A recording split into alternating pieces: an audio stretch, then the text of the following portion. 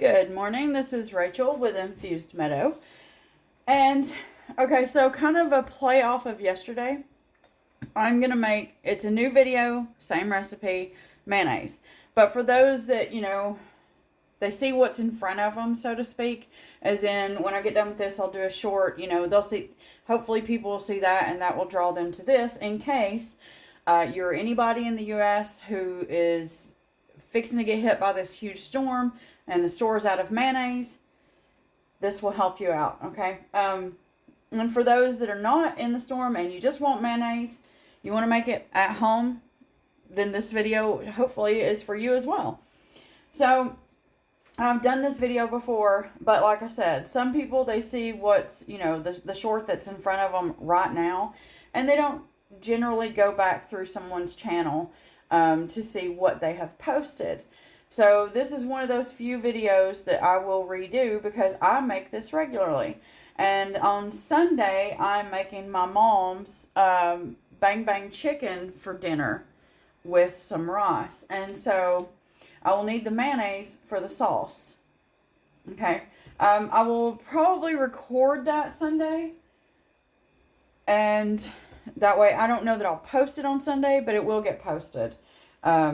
Maybe Monday or something. Anyway, I don't want to ramble. Okay, so I have myself a jar. Now, you need an immersion blender, okay? You can do the slow pour with your oil and try to whisk as fast as possible and not break that egg. I'm not doing that when this right here works just as fine. The only thing you need is a jar that your immersion blender will fit down into, okay? All the way to the bottom. That's all you need. Well, besides the ingredients. Okay, so I'm going to go ahead and go in with 1 teaspoon of salt. Now, this is Celtic salt. I actually prefer it with my mayonnaise and certain soups. But you use whatever salt you want. Just make sure it's a half a teaspoon. And then I'm going to go ahead, because this is somewhat cold. Now, if you got a lemon, feel free to go ahead and squeeze it. I don't, and the ones I found at the store look like they should have been thrown away about a week ago, if not longer. I want 1 tablespoon of lemon juice. So because this is cold, I'm just going to go ahead and drop this in here.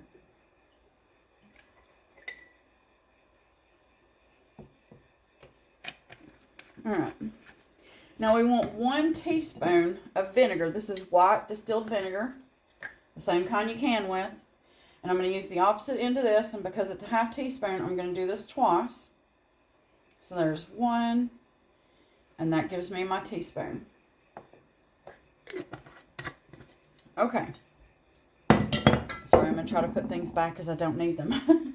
So what I have is a little more than 8 ounces of an unflavored oil. Now, I personally, and I think I've said this in a few videos, I've not had the best of luck with olive oil.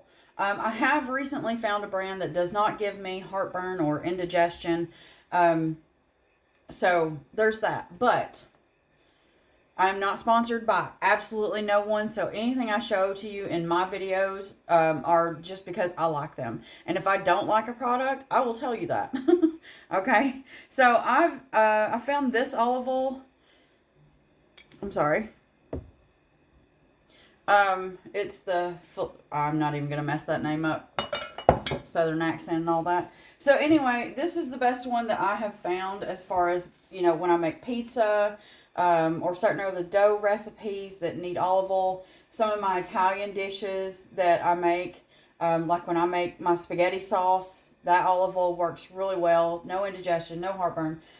But at the same time, I have little home remedies that I do anyways if I do have heartburn or indigestion. I mean, I've had 2 children, so heartburn, that's happened ever since the first pregnancy. Anyway, it does not matter. So on your oil, I don't use olive oil in mine, okay? But if you like the flavor, feel free. However, if you like Hellmann's mayonnaise,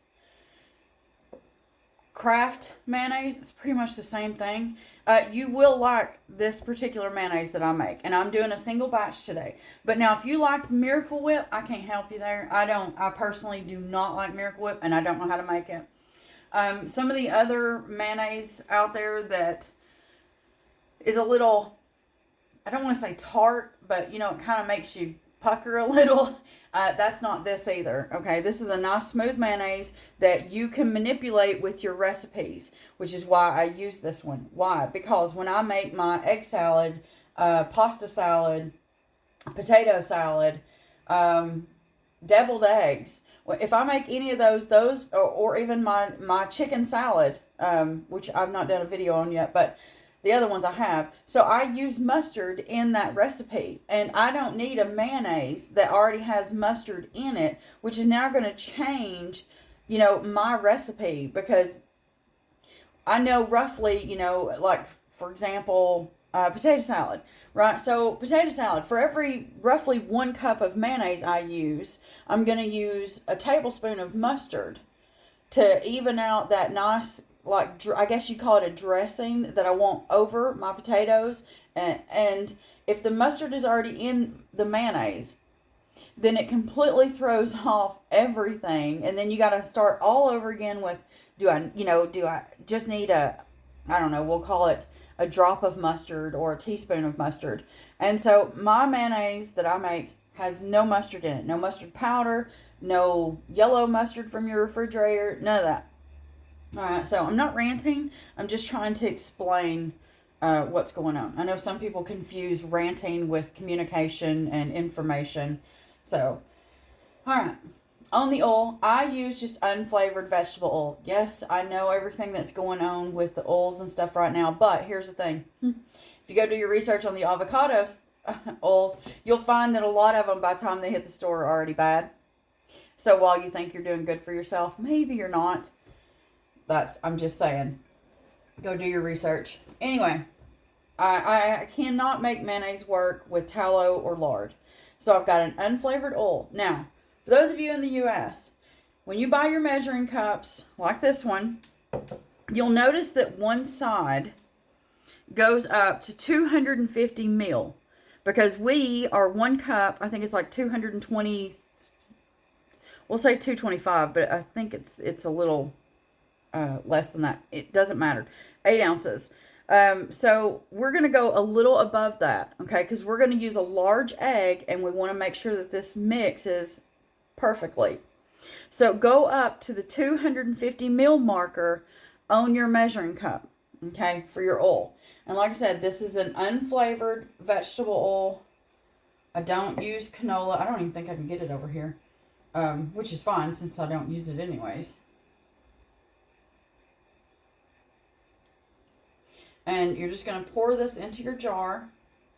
And you will see a slight reaction with the vinegar, the lemon juice, and the salt. With the oil, you'll see little white specks start to already happen.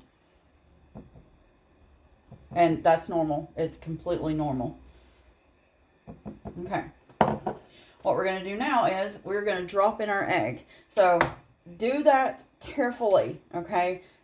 Try not to crack the yolk.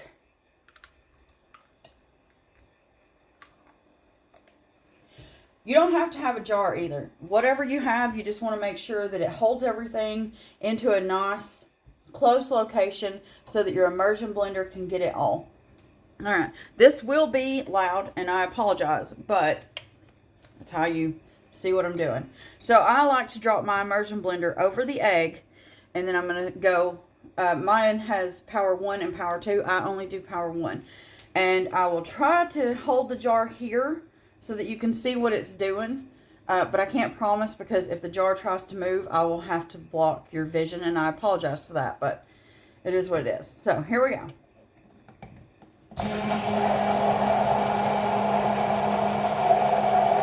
Start to bring this up, and then go around.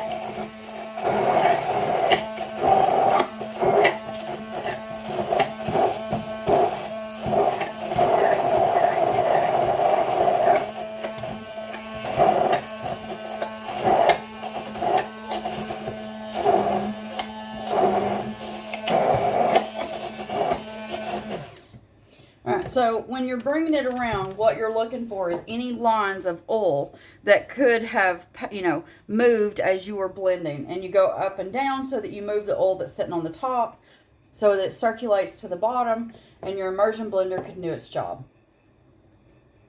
And there you go. We have mayonnaise. This is good for, I usually don't keep mayonnaise longer than a week. But I keep it in my jar, airtight in the refrigerator, and use this wherever I need it. So like for example, Sunday I'm making my mom's bang bang chicken.